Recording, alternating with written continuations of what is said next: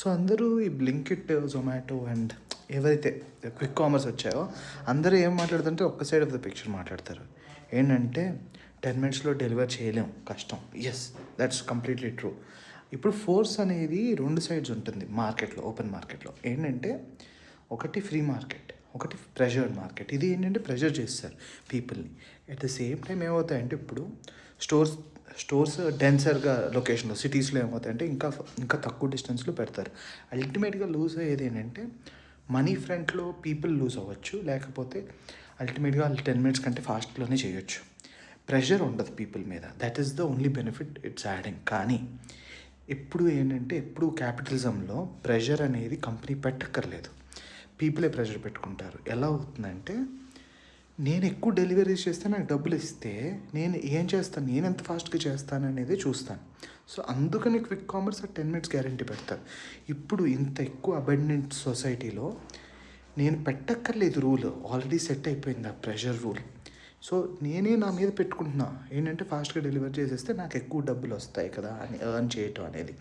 So ఎంత కష్టపడి communism spread చేసినా, అంటే ఇవన్నీ కమ్యూనిస్టిక్ ప్రిన్సిపల్సే, ఏంటంటే హ్యూమన్స్కి మంచిగా ఉండాలి ఇవన్నీ అని బాగానే ఉంటుంది. ప్రాక్టికల్గా రియల్ వరల్డ్లో అది మనం ఎన్ఫోర్స్ చేసుకున్నా, సైకలాజికల్గా హెల్త్కి మంచిది ఇదంతా అనుకున్నా, రియల్ వరల్డ్ రివర్స్లో వర్క్ అవుతుంది.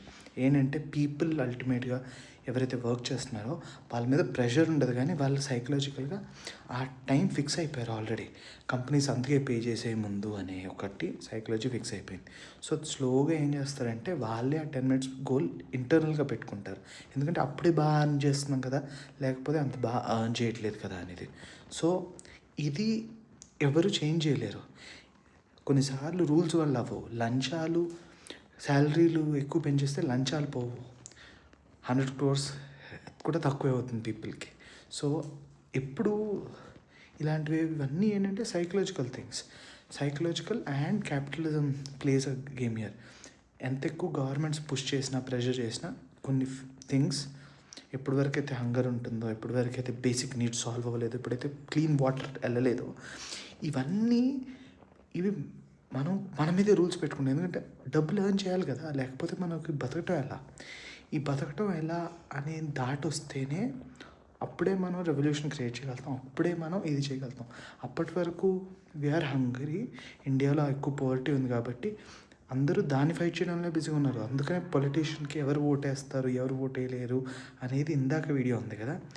మనం పువర్గా మన సిచ్యువేషన్ మనమే ఉంచుకుంటున్నాం. మనం ఎవాల్వ్ అయితేనే ఈ సిచ్యువేషన్ మారుతాయి.